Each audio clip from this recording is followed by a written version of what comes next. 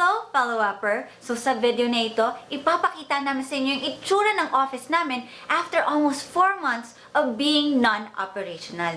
And along the way, ishishare din namin yung mga ideas namin kung dapat bang ituloy ang business o isara ang business. So, if you wanna learn more, stick with us dahil siguradong magle-level up ka. Okay, so simulan muna natin dito sa aming former personal office. So, dati kasi, dito pa kami lagi nag-stay. Dito kami, itong unit na to, ang pinaglalagyan namin. So, anong kondisyon na niya is like this after almost 4 months. So, makikita mo, naging tambakan na siya. So, yan, ang gulo na. Oo, ito na eh. 30, very 30. So, syempre, Magkano pa ba yung aircon? kumagana pa. Yan, malikabok lang. Pero magkano siya. Okay, so here, nakatambak yung mga pangin na hindi na namin ginagamit. Yan. So, nagulo siya because of the pandemic. Hindi, joke lang. Actually, magulo na siya before pandemic pa. So, yan. Yan. And then here we have extra units just in case that we needed them. So, nandyan siya. And then, kasunod nga ng sinabi namin, naging tambakan na lang tong area nito kasi nga, we don't usually stay here anymore.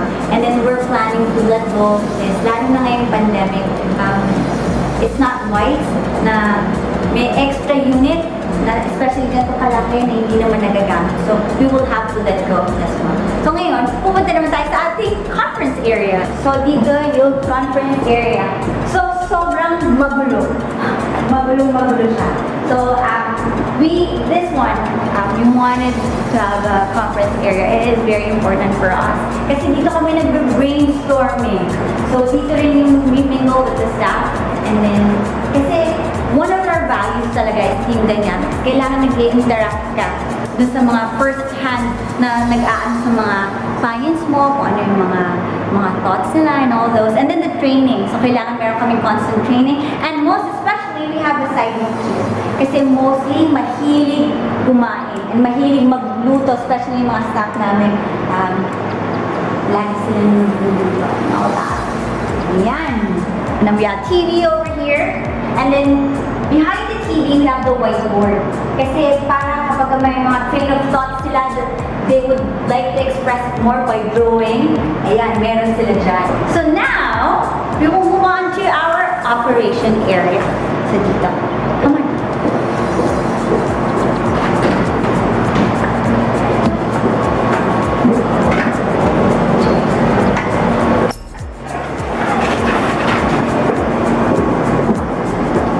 So this is our operations area. So walang kuryente. So this is what it looks like. Ayan, may operation here and here.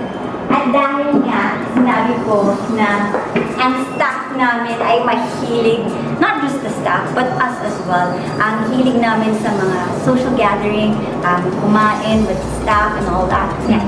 So here, with the rest of our staff, dito kami mag-i-stay, kakain lang, tapos pag magluluto sila, dito nila iihilera yung mga niluto nila. So there. So, we also use this para sa coffee and for coffee breaks and some short huddles, tsaka some meetings. So we wanted it to make them feel cozy sa area nito. So there you go, yan yun. So now, we'll move on to the area behind this station. So here, so ganun din, naging tambakan na. Kung makikita mo, tambak ang mga hindi na ginagamit na upuan, and then naglagay kami dito ng microwave para initin yung mga dala nilang baon. So nandito rin yung mga units, monitors na hindi na ginagamit, CPUs and all those stuff. And then dahil ang mga staff namin ay very creative, nagde-design sila ng mga ganito for special events. Ayan, sobrang dami na lang mga yan. So yan, so marami kami ditong mga ano na lang, mga ginamit nila for their creative inputs. And then they put the stuff here, ganyan. And then in this area, makikita ninyo yung sa supervisor namin. So dito nag-i-stay yung aming supervisor who handles everything kahit wala kami. Which we are very appreciative kasi we were able to do stuff that we want to do dahil nandun siya. Picture. Ayan siya. Very good. Okay, so we miss every month. Before, every time we go to this office, lagi silang nandyan, makikita mo yung mga mukha nila. They're very likable people. So, that's it for our operation area. Most of the units that we have here, pinadala namin sa kanila para sa mga bahay na lang sila magtatrabaho. So, we lend them our monitors, everything that they'll be needing to work in their respective houses. At iyon yung naging kondisyon ng office for almost 4 months na non-operational siya. So sa negosyo na to, meron akong kasosyo for almost 8 years na. So mas maganda kung siya yung tatanungin natin para ma-explain niya ng mabuti kung ano ba yung mga effects ng pandemic dito sa business na ito. So let's call him, Mr. Jesse James. Come on over. Yeah. Ayan. Hello. Okay, so ano ba yung mga naging effects ng pandemic sa business natin? Ako, sumasabihin ko talaga. Of course! Kaya ngayon kasi makakatulong yan sa mga entrepreneur out there. Okay, so, effects. So, ang pinaka-obvious naman doon is yung, nakita niyo naman sa house tour, wala nang tao sa office. No, office tour. Sorry. Office tour. So, nakita niyo naman sa office tour, wala nang tao, magulo na, malikabok.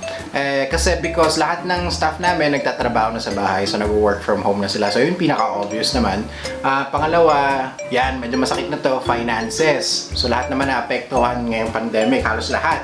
So ang naapektuhan kami sa finances, medyo natagalan yung mga payments ng mga clients namin. Most especially yung mga bigger clients kasi ang dami nilang process para mag-release ng pera, and of course naapektuhan din sila ng pandemic, so talagang kailangan nating intindihan. Yung mga smaller clients naman namin, sila pa yung mas nakatulong actually kasi dahil sa maliit na business lang sila, mas nakakausap ko yung owners agad. So madali silang nakakapagpadala ng pera at nakakapag-send ng payment sa amin.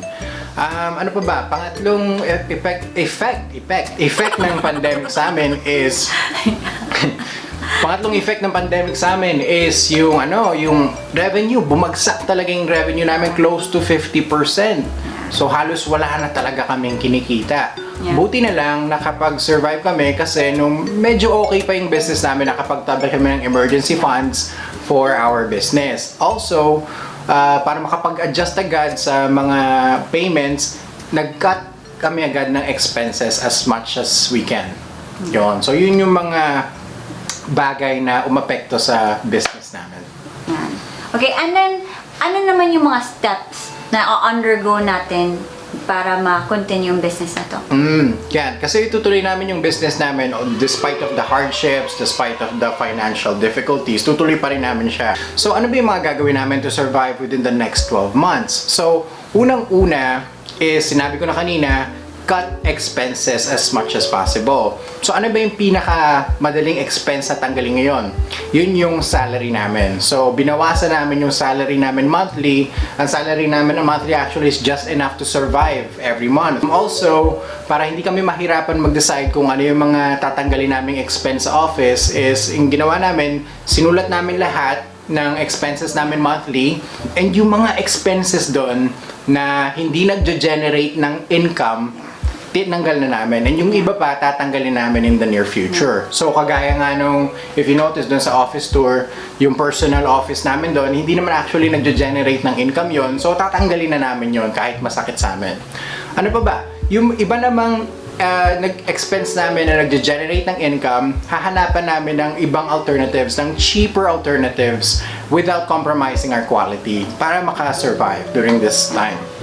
So, our next step is to focus on sales. So, hindi naman kasi pwedeng magtipid lang tayo na magtipid kasi may limitations lang talaga yon. So, ang next step namin is to increase our revenue by increasing our sales. So, we're gonna focus more on sales and marketing. Now, because mag-focus kami sa sales and marketing, our third step is to learn more. Kailangan namin improve ang service namin to get more clients and to make them stay, diba? So, we need to learn more.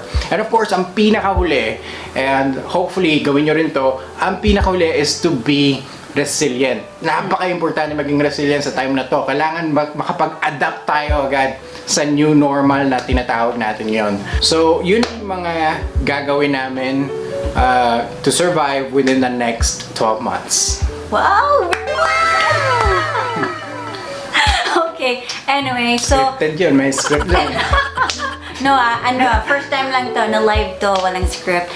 So, like what he said, yun yung mga kailangan namin i-undergo. So, ano ba yung mga naging deciding factor namin whether to continue or stop the business? So, meron kaming dalawang influential factor na talagang pinag-isipan namin. So, yung una is yung cash flow before the pandemic. So, tinanong namin, ano ba, meron ba, kailangan tanongin mo na yung sarili niya. If you're gonna apply this to yourself, kailangan tanongin mo yung sarili mo, bago ba nung pandemic, kumikita pa ba or may positive cash flow ka ba? If the answer is yes, you can move on to the next factor. At yun yung factor na kinoconsider namin. Yung pangalawa is relevance to customers' need. Kapag itinuloy mo ba to, o during the pandemic or after the pandemic, meron pa bang demand? May bibili pa ba ng service mo? May magbabayad pa ba ng service mo o bibili ng product mo? So, if the answer is yes, then you may do so. You may continue your business. So, yun yung mga factors that we really pondered upon. Yes, tama yun. Pero yung yung sa'yo, yung business. Ayun pa, I have my personal business. So, yung personal business ko naman is more of yung pampaganda, pampabata, and all those stuff. Pero yun, tinanong ko rin yung una, may cash flow ba before the pandemic? Sa kanya naman, halos sobrang slow na activity. So, yung cash flow niya sobrang faint lang, very insignificant na nga kung titignan mo. So, hindi na mababa na yung benta Yes. ng isa niya pang business. Yeah. So, kung bago pa lang yung pandemic, mababa na yung kita, slow activity. Na paano pa kaya after the pandemic or during the pandemic, wherein yung economy natin is very slow yung activity. So, kung ang sagot dun, no, I moved on sa sumunod na factor naman, which is yung customers' needs. Relevant pa naman siya kasi kahit anong mangyari, ang pagpapaganda ay in demand. Kaso nga, dahil nga sa nangyari ngayon, very unprecedented tong nangyari na to. Hindi mo malalaman kung gaano katagal ang mangyayari ang pandemic, or gaano kalaki yung naging impact nito. Pero one thing is for sure, bababa at bababa yung activity. So, yung mga tao, ang uunahin nila is yung mga practical needs ng mahal nila sa buhay, ng family members nila, kesa sa pagpapaganda. Kung meron man, siguro maliit na margin lang yon. So, ano naman feeling mo nung kailangan mo nang isara yung business mo? Anong feeling mo? Masaya ka? Happy siya? Masaya siya? Of course not. Merong konting kirot, pero kasi na-foresee ko na yun way back pa, bago pa magaling pandemic. Kasi I really value, kung alam niyo yung tinatawag na TVM, o yung konsepto ng time value of money, wherein ang pera ngayon ay mas malaki ang earning capacity kesa sa pera bukas. So, kailangan yung pera mo, kailangan ginagamit mo na yan para magpalago ngayon pa lang. So, kung nakatenga lang dun yung pera ko, mas masakit kasi alam ko over time bumababa yung value nun. So, tama lang for me. Medyo masakit pero I think tama lang. Ang isa lang naman sigurong mahirap nun would be yung mga tao sa paligid, mga ganun. Oh, yes. Actually, hindi, mahirap yon. If, for example, binuo mo yung business mo because of your ego, yan. If nagpapa-apekto ka sa sasabihin ng ibang tao, mataas ba tingin sa'yo ng tao or mababa na, yan, medyo mahihirapan ka mag-adjust. Kagaya namin na siya, kailangan niya isara yung business niya, and yung business namin, kailangan namin i-downsize. Kung magpapa-apekto kami sa sasabihin ng ibang tao na, ay, wala na, nalugi na yung mga yan, o ganyan-ganyan, mahihirapan kami makapag-adjust. Pero, kung ang ano mo naman, ang purpose mo naman to build your business is because maybe gusto mong mag-add ng value sa society or gusto mong improve yung quality of life mo and quality of life ng pamilya mo, then alam mo na yung gagawin. Mahanap mo yung paraan para makapag-survive during this time. Yeah. Kung medyo napanghihinaan ka ng loob ngayon, gusto mo pa rin tuloy yung business mo pero nahihirapan ka at napanghihinaan ka ng loob, alam mo lahat naman tayo nahihirapan ngayon. Yes. Talaga lahat. Pero ito lagi mong tandaan. lahat naman ng magagaling or lahat ng mga great people, hindi naman yan umangat, hindi naman yan lumabas during good times eh. Lumabas yung mga yan during hard times. And yung mga hard times na to, ito yung mga nagke-create ng mga great people. So, hopefully you can stay resilient. Hopefully you can adapt and adjust to this new normal. And malay mo, ikaw na pala yung next big thing, diba? So, Tapos ikaw naman yung magkukwento ng storya mo. Yes. So, imbis na laging nakikinig ka sa storya ng iba, this time around, pwede namang storya mo. oo, yun. Yeah. So, malay mo, maging mas successful ka pa because of this hardship sa buhay mo. Yeah. Okay? So, I think, I agree. Tama yung sinabi mo. tapos na. Okay, so, Haba na kasi. So, okay, so if you like this video, please hit the like button. Here, here. Don't forget to hit the like button and then subscribe para hindi mo ma-miss out yung mga videos na siguradong magle-level up ka. At Yes. hinihikayat ka rin namin na i-share ito Yes. sa mga kakilala mo o yung mga entrepreneur para matulungan sila during this trying time. So mag-comment din kayo if may mga Yeah, tips comment kayo down below, on how to comment. survive this pandemic. Makatulong din naman kasi mahirap talaga eh, di ba? So, if may comment kayo or may Yeah. tips kayo sa amin, please do so. We will Yeah. appreciate it. Kasi ba may mga alam kayo, may Oo. alam kami na maaaring makatulong sa'yo. At syempre, Yes. meron kayong alam na tsak na makakatulong Baka mas sa amin. magaling ka pa, di ba? So, Of course, just mga fellow let us uppers. know. Yeah. Ayan, okay, Yeah. so yun lang. Ayun. So, that's it. Bye! Bye-bye!